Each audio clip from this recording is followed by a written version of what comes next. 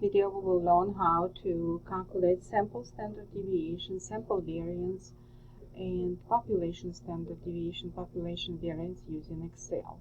So the data set is here 13, 23, 21. Now we're going to calculate the sample standard deviation. Remember, when you do it by hand, it's a difference. So if you divide by n-1, and for population standard deviation, you divide by n. So let's see how we can do it. We put equal, and then we have to insert function, and we have to find this function.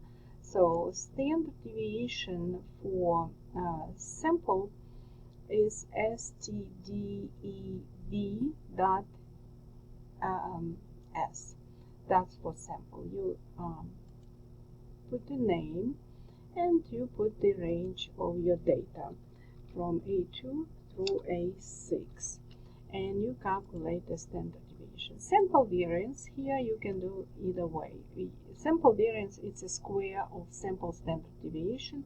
You can square this number, or you can insert the formula as well, and there is one to calculate the variance, and we can look at this and find the variance for sample is here. So we do the same. We have to correct the location of the data, and we're ready to calculate.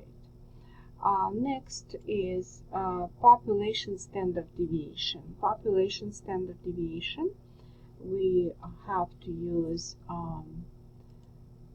function stdvp. So instead of s, we have to use stdvp. You can find it by typing here .p, and it will show up. So this is the population. And again, you have to correct the location of your data. So we got it.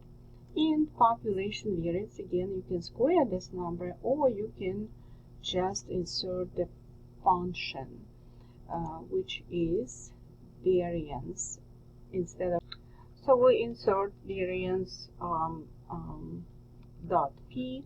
Sometimes it's faster, just type it and the function will shows up here, and you double click and you enter the range of the cells where is your data. In our case, I again remind you, it's A2, A6, and the variance calculated. So that's how you can do it. Thank you for your time.